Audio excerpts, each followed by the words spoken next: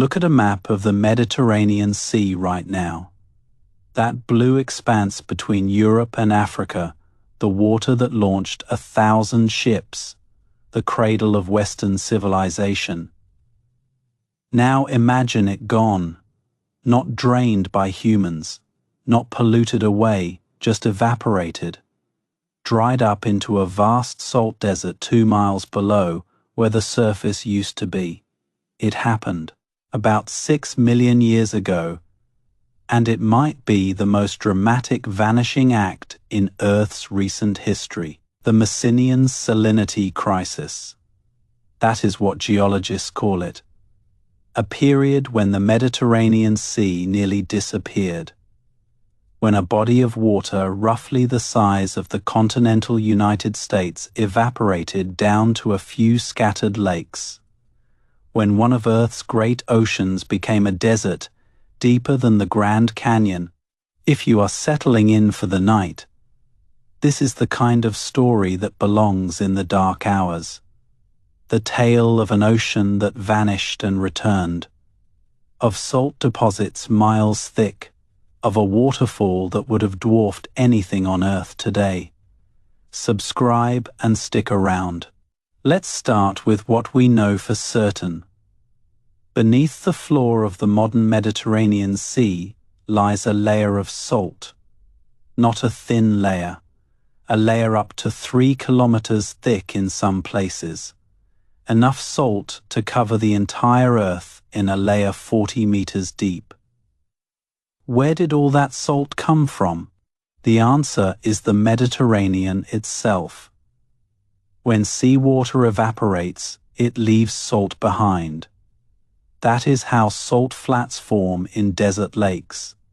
But to create the volume of salt beneath the Mediterranean, you would need to evaporate the entire sea not once, but dozens of times. The water had to evaporate and be replaced over and over for hundreds of thousands of years. The process began roughly 6 million years ago. At that time, the Mediterranean was connected to the Atlantic Ocean through a passage where the Strait of Gibraltar exists today. Water flowed in from the Atlantic, balancing evaporation. The sea maintained its level. Everything was stable. Then something changed. The African plate, moving slowly northward, began to close the passage. Mountains rose where open water had been. The flow from the Atlantic decreased, and the Mediterranean, which loses more water to evaporation than it receives from rivers, began to shrink. This is where the story gets strange. The Mediterranean didn't just shrink, it collapsed. Once the Atlantic connection closed completely, the sea had no way to replace the water it was losing. Evaporation continued, but replenishment stopped. The water level dropped hundreds of meters, then thousands. At its lowest point, the Mediterranean floor sat roughly 3 to 5 kilometers below the surrounding land. Imagine standing on the coast of modern Spain and looking out over a cliff face that drops for miles. At the bottom, not water, but salt. Blinding white salt stretching to the horizon. The climate at the bottom of this basin would have been hellish. Air at that depth would be compressed by the weight of the atmosphere above. Temperatures could have exceeded 50 degrees Celsius, perhaps 60, a natural pressure cooker where nothing could survive. Rivers that had once emptied into the Mediterranean now carved deep canyons as they sought the new, lower base level. The Nile carved a gorge that extended far beneath modern Cairo. The Rhone created a canyon rivaling the Grand Canyon. These features still exist, buried beneath sediment, invisible but measurable. We know about these buried canyons because of oil exploration. Companies drilling for petroleum beneath the Mediterranean discovered sediment-filled gorges where no gorges should exist. The rivers had carved down to match a sea level thousands of meters below the modern surface. The only explanation was a catastrophically lowered Mediterranean. The discovery was made in the 1970s during the deep-sea drilling project. Scientists pulled up core samples that told an impossible story: shallow water sediments beneath deep water sediments. Evidence of repeated flooding and evaporation. A record of a sea that had dried and refilled not once, but many times. The evidence was undeniable but hard to accept. How could an entire sea evaporate? How could it refill? The Mediterranean holds roughly 4 million cubic kilometers of water. Evaporating that much water would require about 1,000 years of continuous evaporation with no replacement. It seemed impossible, but impossible things happen when you have geological time. The Messinian salinity crisis lasted roughly 640,000 years. Plenty of time for the Mediterranean to dry and refill dozens of times. Each cycle depositing more salt, each cycle carving the canyons deeper. The salt deposits tell this story clearly. They're not uniform. They show layers. Each layer represents a drying cycle. The thickest deposits are in the deepest parts of the basin, where the last remnants of water would have concentrated before finally evaporating completely. What did the dried Mediterranean look like? We can only imagine, but the images are extraordinary. The deepest parts would have been featureless salt flats, blindingly white, shimmering with heat. The shallower margins might have supported some life, fed by rivers that still flowed. Islands that now rise from the sea would have been mountains. Sicily would have towered over the basin floor. Crete, Sardinia, Cyprus, all of them peaks in a landscape of salt and stone, separated by abyssal depths where an ocean used to be. Animals would have been able to walk from Africa to Europe. Not across the Strait of Gibraltar, which wouldn't exist yet, but around the edges of the basin, through Spain and France if they stayed high enough. The dried Mediterranean wasn't a barrier, it was a bridge, at least around its margins. Some researchers believe this crossing explains certain patterns in Mediterranean wildlife. Species that appear on both sides of the sea with no obvious way to have crossed. Perhaps their ancestors walked when there was no water to stop them. The crisis left biological traces that persist to this day. The center of the basin would have been virtually lifeless. Too hot, too salty. No water, except for the most concentrated brines, an environment more hostile than any desert we know today. The Dead Sea of Dead Seas. But at the edges, where rivers still flowed, life might have persisted.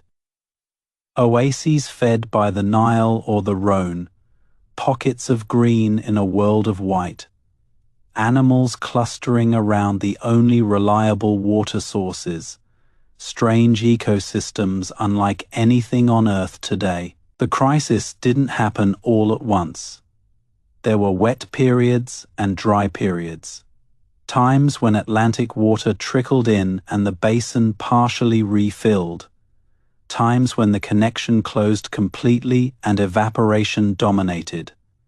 The Mediterranean was in flux for over 500,000 years. During the wetter periods, the Mediterranean might have resembled a vast version of the Dead Sea, extremely salty, supporting only the hardiest microorganisms, but still liquid, still recognizable as a body of water.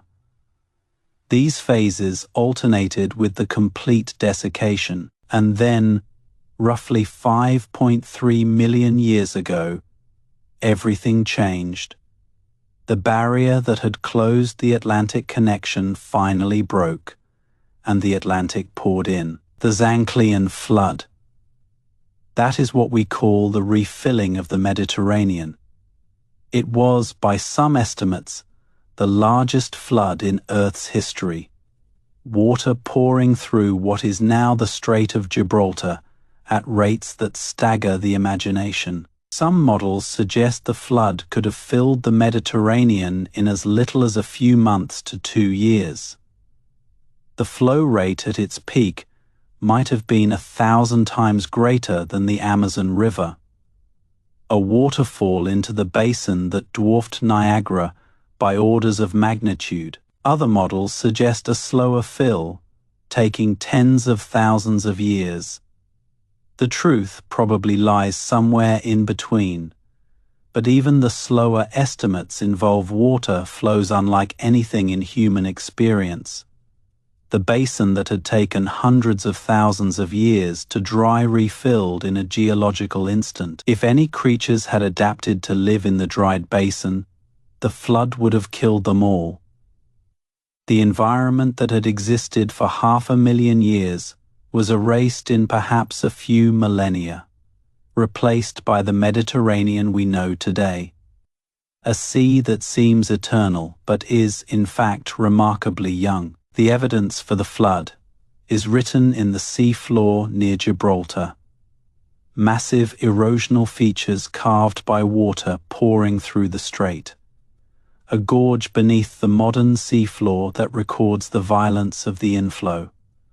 The rock remembers what happened, even if no one was there to see it. If you are still with me, consider what this event tells us about Earth's instability.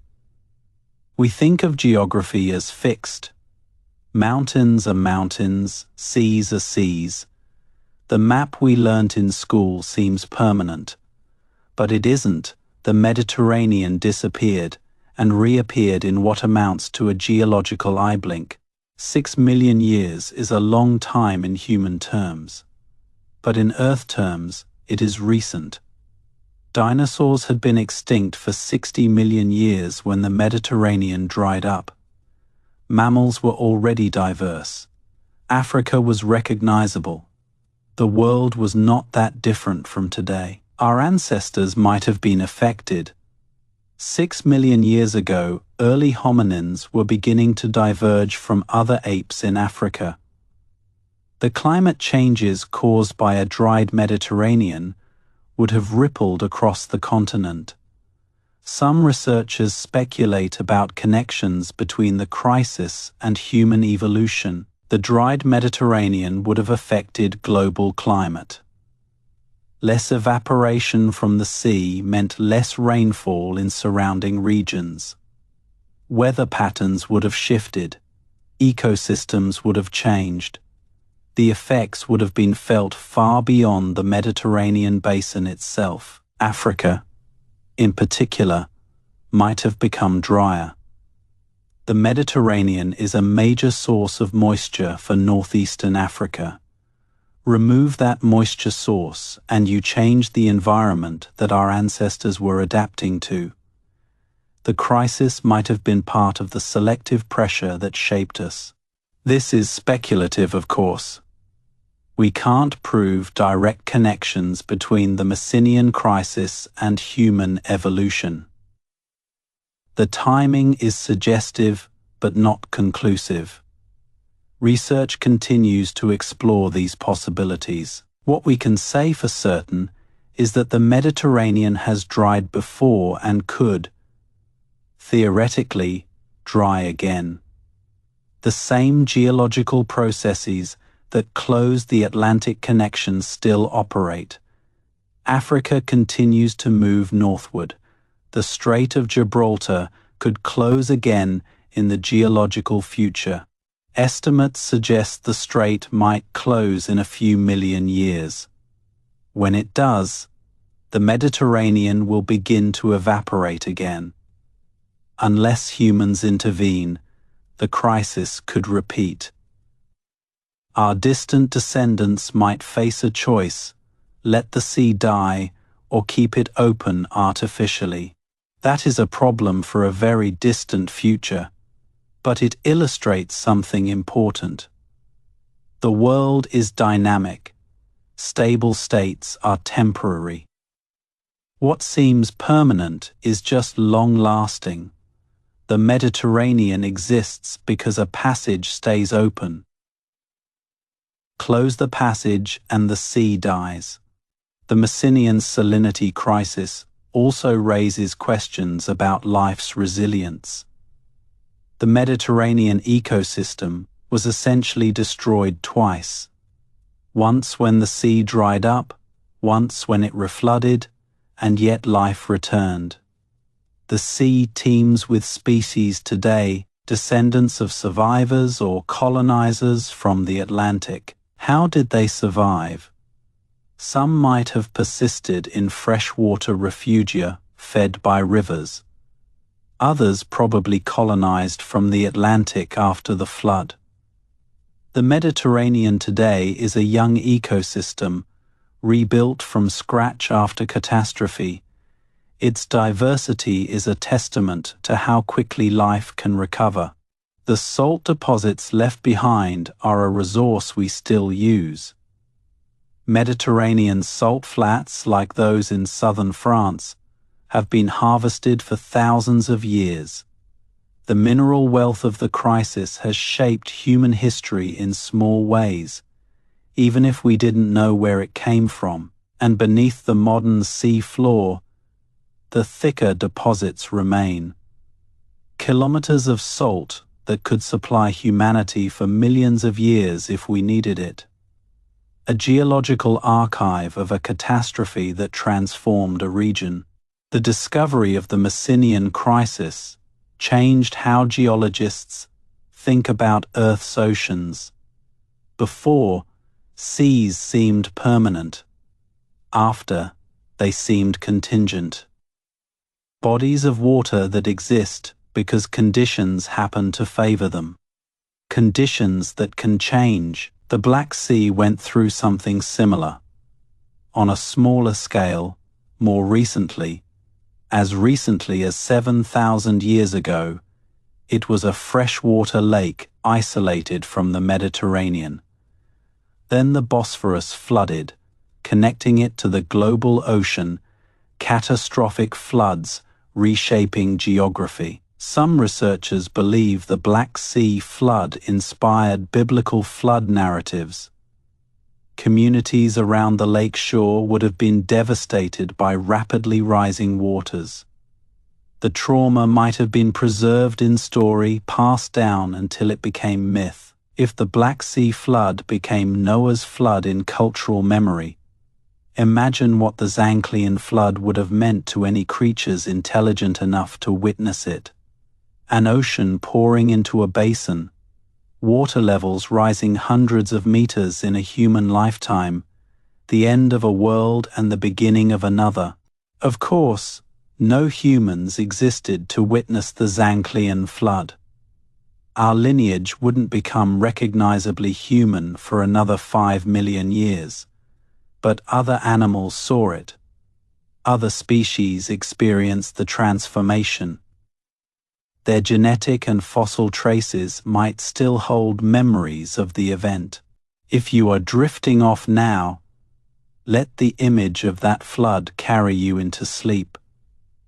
Waters pouring through a narrow strait into a basin miles deep, a waterfall beyond imagination, a sea being reborn after 500,000 years of absence. The Mediterranean you see on maps, the one you might swim in someday, exists because that flood happened, because the barrier broke at just the right time, because geology decided to reconnect an ocean that had been cut off.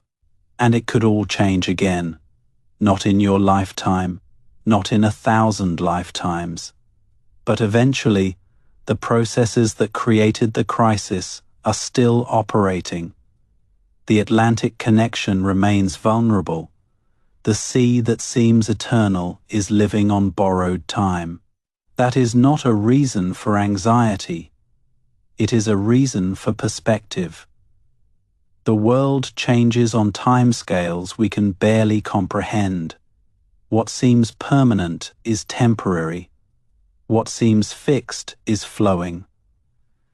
The Mediterranean teaches this lesson in salt and stone. The civilizations that grew around the Mediterranean had no idea it had ever been gone. The Egyptians, the Greeks, the Romans, they saw an eternal sea that had always been there. They built their empires around a body of water they assumed was permanent. We know better now. We've read the geological record. We've pulled up the drill cores. We've measured the buried canyons. The sea they thought eternal is younger than the Alps, younger than many species of Mediterranean wildlife, a newcomer in geological terms. And yet it feels eternal. The Mediterranean has been there for all of human history. For all of human prehistory too.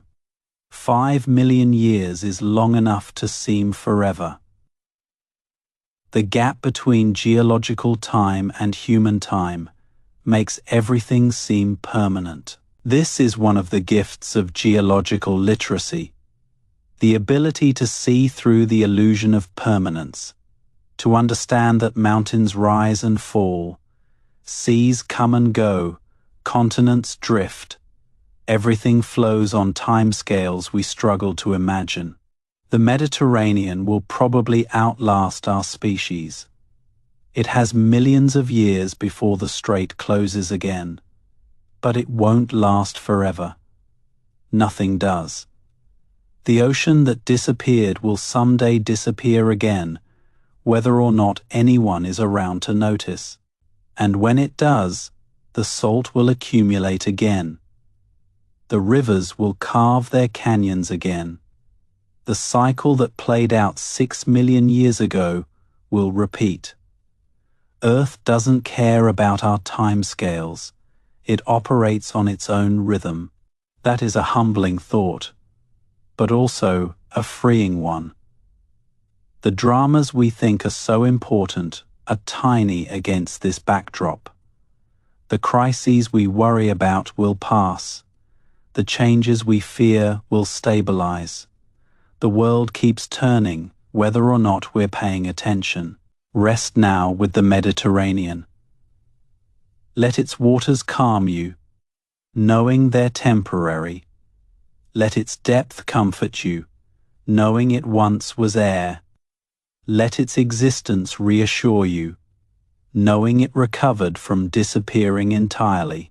The ocean that disappeared, the crisis that lasted 500,000 years, the flood that refilled it all. This is the story of the sea that cradles civilizations. The story hidden beneath its waves, written in salt. Tomorrow the Mediterranean will still be there, blue and peaceful, full of fish and ships and swimmers, looking exactly as it has looked for all of human memory. The crisis will remain invisible, detectable only by those who know how to look. But you know now.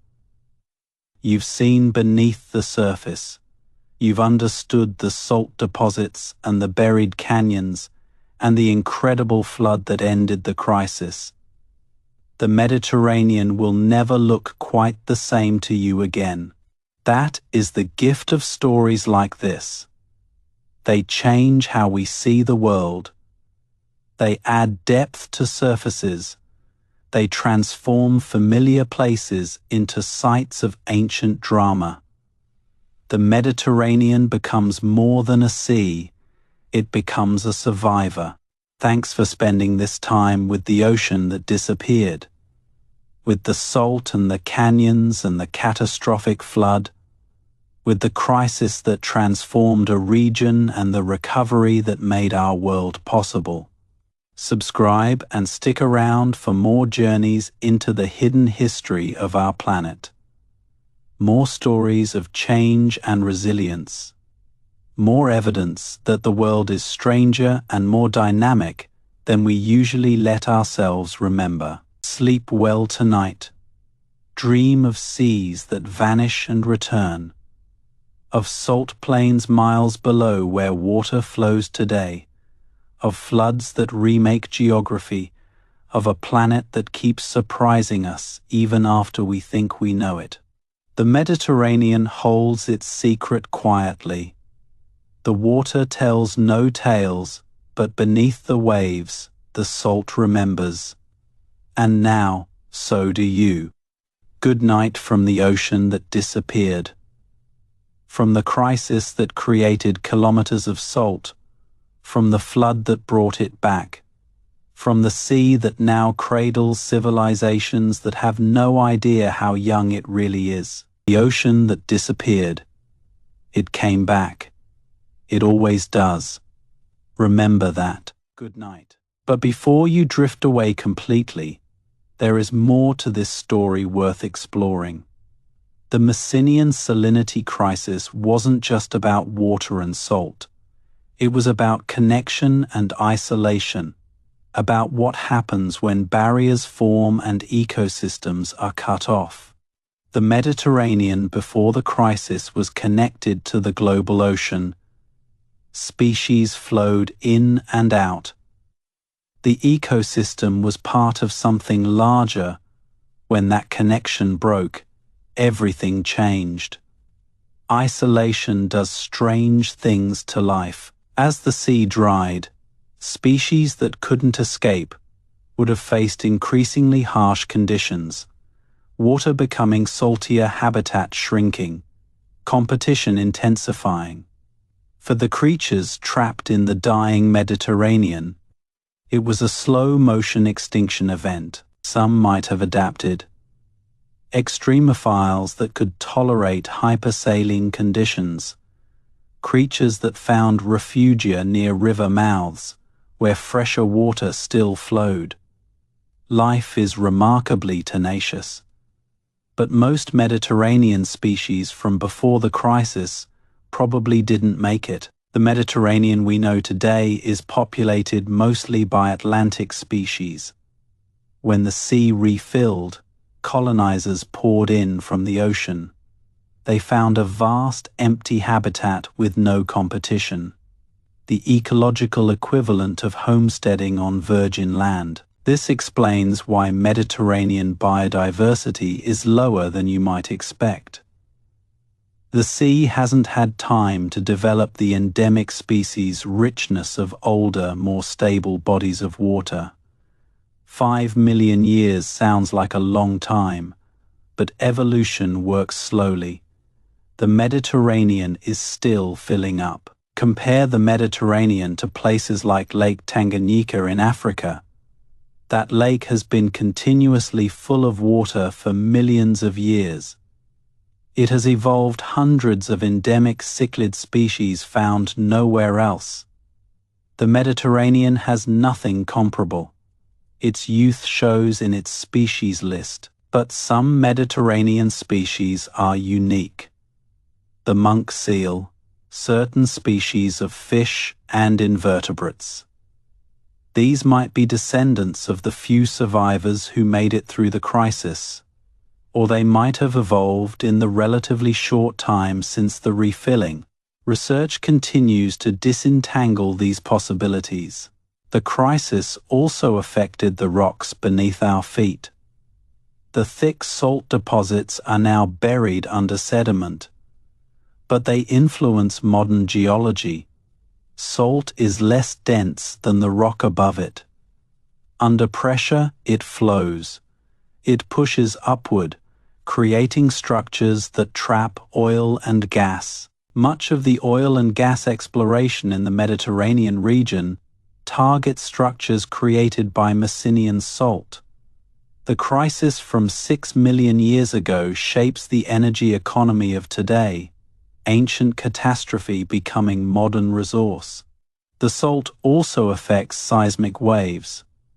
Earthquakes in the Mediterranean region behave differently because of the deep salt layers. The crisis literally changed how the ground shakes, the past reaching into the present in ways we're still discovering, and there are other connections to explore. The climate effects of the dried Mediterranean would have been global. Weather patterns depend on moisture from the seas. Remove a major moisture source, and you change rainfall thousands of miles away. Africa might have experienced significant drying during the crisis. The monsoon patterns that water the Sahel could have weakened. The expansion of deserts could have accelerated. Changes that would have affected every species living on the continent, including our distant ancestors. Europe would have felt effects too. The Mediterranean moderates European climate, keeping coastal regions warmer in winter and cooler in summer. Remove the sea and those regions become more continental, more extreme, harder to live in. The crisis might have affected vegetation patterns across southern Europe. Forests that had thrived with Mediterranean moisture would have struggled. Species adapted to wetter conditions would have retreated northward. The ecological map would have been redrawn. When the sea returned, all these effects would have reversed. But not instantly. Ecosystems don't recover immediately. It might have taken thousands of years for the Mediterranean region to stabilize into something like its modern pattern. The flood was just the beginning of recovery. This raises interesting questions about resilience. How quickly can ecosystems recover from catastrophic change?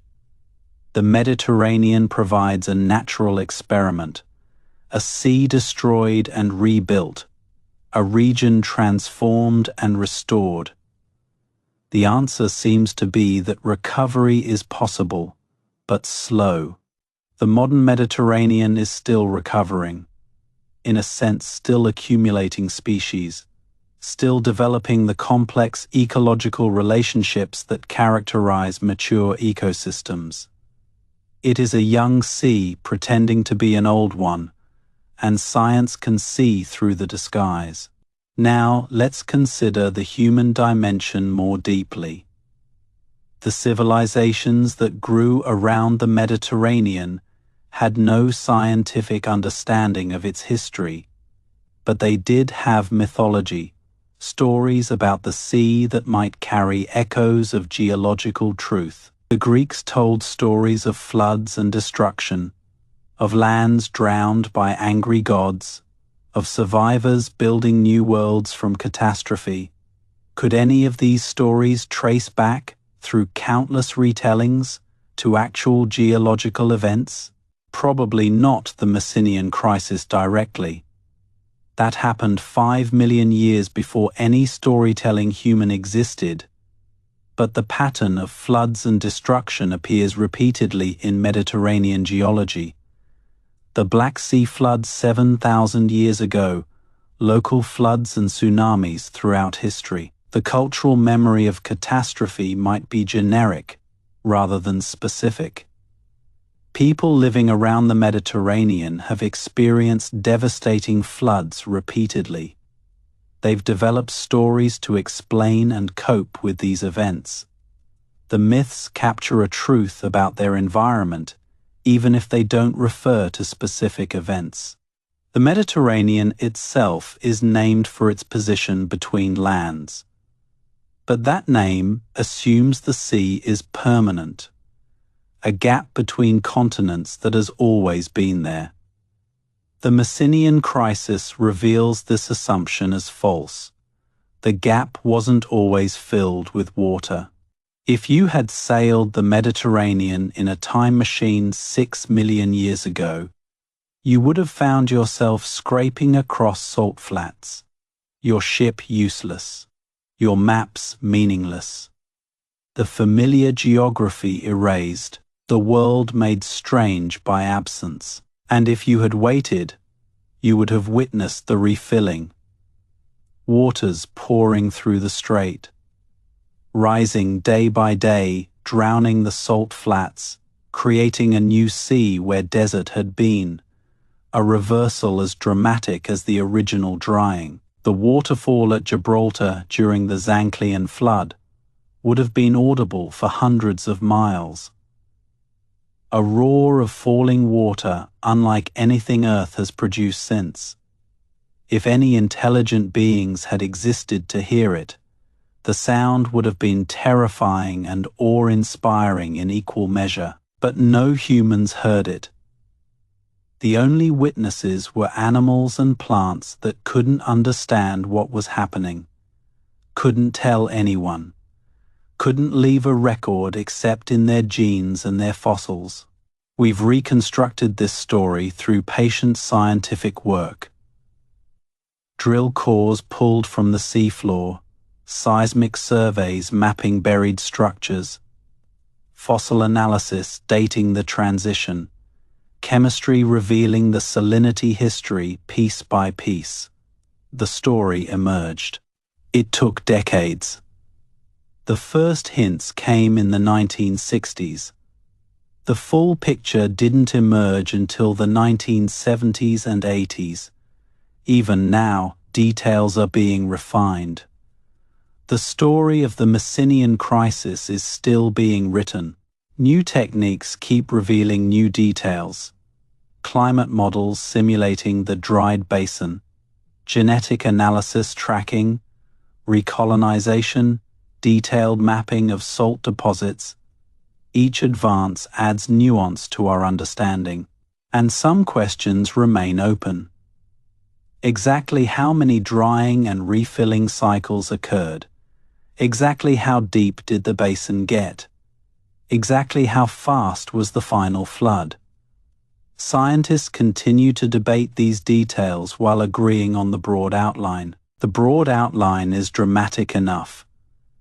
A sea the size of a small continent, evaporating repeatedly over 500,000 years. Salt accumulating in deposits kilometers thick. Rivers carving canyons to match the lowered base level, then a flood that refilled everything in geological moments. That story doesn't require precise details to be remarkable.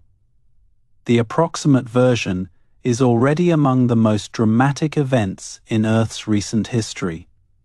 The details just add texture to an already extraordinary narrative.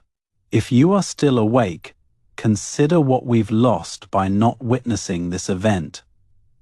The dried Mediterranean was an environment unlike anything on Earth today. A basin miles deep, hot as an oven, covered in salt.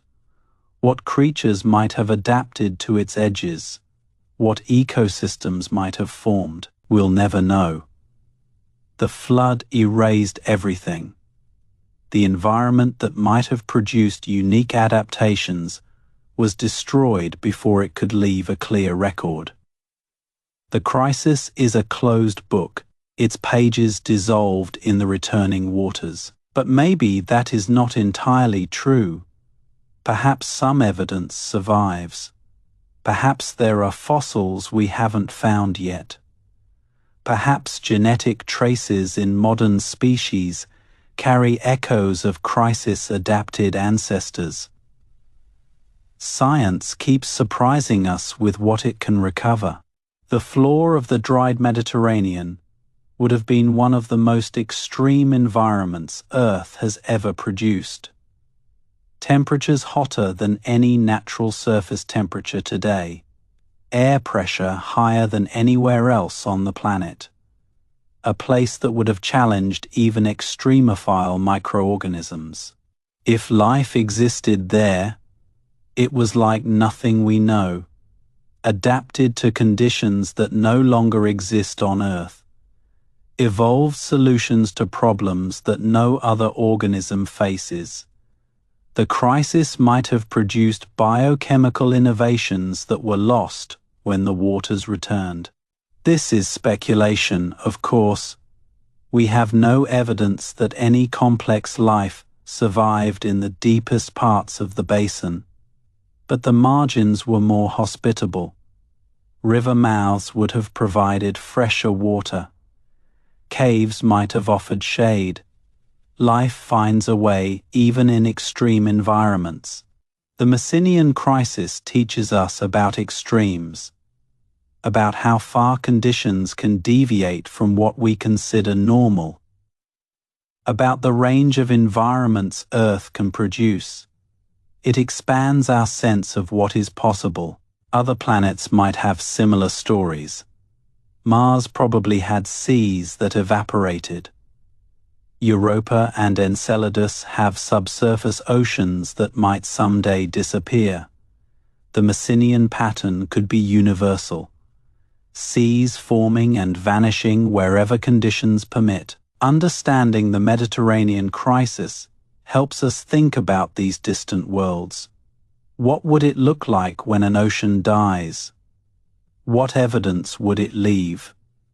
The Mediterranean provides a template for interpreting planetary geology across the solar system, and it reminds us that Earth's oceans aren't permanent either. On geological timescales, they come and go. The Atlantic Ocean opened when the supercontinent Pangaea split apart. It might close again in a few 100 million years. Nothing is permanent. The Mediterranean is just a particularly dramatic example of impermanence. A sea that dried in what amounts to a geological eye blink, proof that major geographic features can change faster than we usually imagine, and yet life continued. Earth's ecosystems didn't collapse because the Mediterranean disappeared. Other seas compensated. Evolution continued elsewhere. The crisis was devastating for Mediterranean species, but insignificant for life on Earth as a whole. That is another lesson. Catastrophes are usually local even when they seem global. The Messinian crisis transformed a region but left most of the world unchanged. The planet is big enough to absorb even major losses. This might be comforting or disturbing depending on your perspective. Comforting because it suggests resilience. Disturbing because it implies our local catastrophes might not matter to the larger system. The universe doesn't care about Mediterranean sea levels, but for those living through the crisis, it mattered. Every species fighting for survival in shrinking habitat. Every ecosystem collapsing as conditions worsened. Every lineage ending when the last individual died. The global perspective doesn't capture the local suffering. That is true of all catastrophes. They're statistics to observers but tragedies to participants. The Messinian crisis looks like an interesting geological event to us. To the creatures who died in it, it was the end of everything. We should hold both perspectives. The wonder at geological drama and the compassion for its victims. The appreciation of deep time and the recognition that suffering happens in real time. Science and empathy together. Rest now with the Mediterranean, the sea that disappeared and returned, the basin that filled with salt and then with water, the ecosystem that was destroyed and rebuilt. A story of loss and recovery on a scale we can barely imagine. Tomorrow the Mediterranean will still be there. Its waters hiding the evidence of crisis. Its shores supporting civilizations that have no idea what lies beneath. Its surface calm, revealing nothing of the drama written in salt deep below. But you know now. You've heard the story of the Messinian crisis, of the drought that lasted 500,000 years, of the flood that ended it, of the sea that seems eternal, but is actually remarkably young. That knowledge is a lens, a way of seeing geography differently. Every sea becomes temporary, every coastline becomes changeable, every assumption about permanence becomes questionable. The world gets more interesting. Carry that lens with you. Use it when you see familiar places. Remember that the ground beneath your feet has stories to tell, that the water beside you has histories to share, that everything we see is the result of processes that continue to operate. The ocean that disappeared. One of Earth's great disappearing acts. Now you know about it. Now you can see through the illusion of permanence that geography usually presents. Thanks for spending this time with the Mediterranean's hidden past, with the salt and the canyons and the catastrophic flood, with the crisis that transformed a region and the patience that science used to uncover it. Subscribe and stick around for more journeys beneath the surface of familiar places. More stories hidden in rocks and sediments. More evidence that Earth is stranger than it appears. Sleep well. Dream of seas that vanish and return. Of salt deserts miles below sea level. Of floods that rebuild worlds. Of a planet that keeps transforming itself, whether we're watching or not. The Mediterranean keeps its secrets quietly. The waves tell no stories, but beneath them the evidence waits, and now you know what it says. Good night from the ocean that disappeared. May your rest be as deep as the Messinian basin. May your dreams be as vivid as the Zanclean flood. May you wake ready to see the world with new eyes. The ocean that disappeared. It came back. It always does. Good night. But before you drift away completely, there is one more dimension to this story worth exploring. The Messinian crisis wasn't just about water and salt. It was about what happens when isolation creates opportunity. When the Mediterranean dried, it created environments that had never existed before. The deep basin floors, the hypersaline lakes, the river oases in a desert of salt. Each of these represented a new ecological niche, a new opportunity for life to adapt. We don't know what lived in those environments. The flood erased most evidence. But extremophile organisms exist today that can survive in conditions that seem impossible. Salt-loving bacteria, heat-resistant microbes. Life finds ways into the strangest places. Perhaps the Messinian basin hosted its own unique ecosystem. Creatures adapted to the brine. Microbes thriving in conditions that would kill most life. An entire world that existed for hundreds of thousands of years and then vanished when the flood came. We'll probably never know for certain.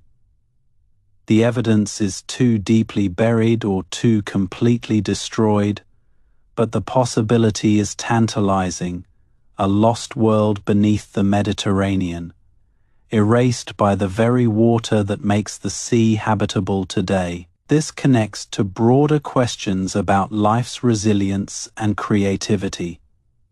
Wherever conditions exist that life can exploit, life tends to appear. The Messinian basin, however hostile it seems to us, might have been paradise for organisms adapted to its extremes. And when the flood came, those organisms would have faced extinction, their paradise becoming their tomb. The very water that makes the Mediterranean habitable for fish and dolphins would have been poison to creatures adapted to the crisis conditions. This is how extinction often works. Not through hostile conditions becoming more hostile, but through conditions changing. What makes you successful in one environment can make you vulnerable when that environment transforms. The Messinian crisis teaches this lesson twice. Once when the sea dried and marine life perished. Once when it refilled and whatever had adapted to the basin was drowned. 2 extinctions, 2 transformations, 1 crisis. The modern Mediterranean ecosystem emerged from the second transformation. Atlantic species flooding in through Gibraltar, colonizing an empty sea, finding no competition because nothing from before had survived. A fresh start after catastrophe. In a sense, the Mediterranean, is a refugee ecosystem, composed of survivors who fled the Atlantic when conditions allowed, descendants of pioneers who claimed empty territory. The crisis made the modern sea possible by erasing what came before. This pattern appears throughout Earth history. Catastrophes that seem like pure destruction often enable new beginnings. The asteroid that killed the dinosaurs made way for mammals. The Permian extinction made way for dinosaurs, destruction creating opportunity. The Messinian crisis fits this pattern. What seemed like the death of a sea was actually the birth of a new one. What seemed like a geological tragedy was actually a transformation. The Mediterranean didn't die. It was reborn. And this rebirth continues. The Mediterranean is still evolving, still developing, still accumulating species and complexity. 5 million years is not long enough for an ecosystem to fully mature. The sea is young and still becoming what it will be. What will the Mediterranean look like in another 5 million years? Assuming Gibraltar stays open and the sea persists, it will be richer and more complex. More endemic species will have evolved, more ecological relationships will have developed, the ecosystem will have matured, or the strait will close again, and the cycle will repeat. Another crisis, another drying, another accumulation of salt, another transformation of the landscape. Earth doesn't guarantee happy endings, it just guarantees change. That is the honest truth about our planet. Change is the only constant. Stability is temporary. What exists now will transform into something else. The Mediterranean teaches this lesson clearly to anyone willing to learn. But within that flux, there is room for appreciation. The Mediterranean exists now. It is beautiful now. It supports life now. The fact that it is temporary doesn't diminish its value. If anything, it enhances it. Everything precious is temporary. Every sea, every species, every civilization. The Messinian crisis reminds us that this applies even to geography we think of as fixed. And maybe that reminder helps us appreciate what we have while we have it. The human civilizations around the Mediterranean have risen and fallen many times. Egypt, Greece, Rome, Carthage. Each one thought it was permanent. Each one was wrong. But each one was also real and valuable while it lasted. The sea itself follows the same pattern, just on a longer time scale. It seems permanent to us. But it is as temporary as the empires around its shores, just operating on a time scale we struggle to comprehend. Geological time is humbling. It puts human concerns in perspective, not diminishing them, but contextualizing them. Our dramas are real, our struggles matter, but they're part of a much larger story that continues long after we're gone. The Messinian crisis happened without witnesses who could record it. Millions of years passed before anyone understood what had occurred. The evidence sat there, patient, waiting for scientists who wouldn't be born for epochs. And now we know. We've read the salt deposits like pages in a book. We've traced the buried canyons.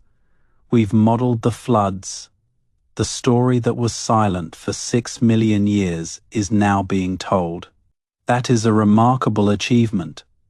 Human intelligence reaching back through deep time, understanding events that happened before our species existed, reconstructing worlds that left only traces. Science as time travel. You are part of that achievement now. You've heard the story. You understand what happened. The Messinian crisis is no longer just geological jargon to you.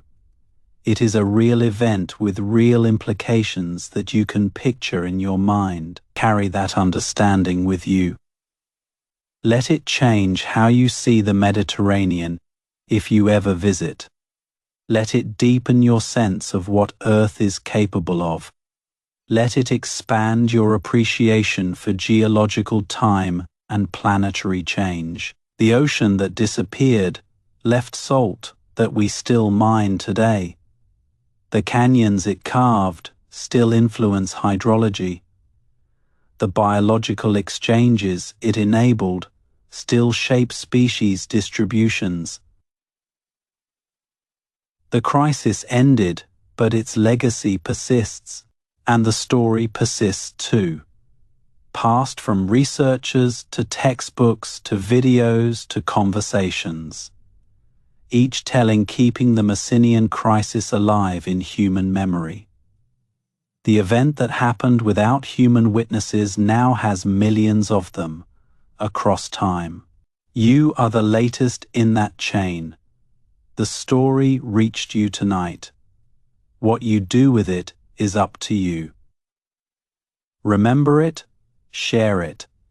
Let it inform how you think about Earth and time and change. Sleep now with the weight of geological time. Let the salt deposits settle into your dreams.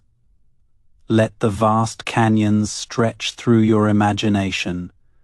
Let the flood roar distantly as you drift toward rest. The Mediterranean will be there when you wake, blue and peaceful and seemingly eternal. But you'll know now what lies beneath, what happened before, what might happen again. The sea will never look quite the same. And that is the gift of stories like this. They add depth to surfaces.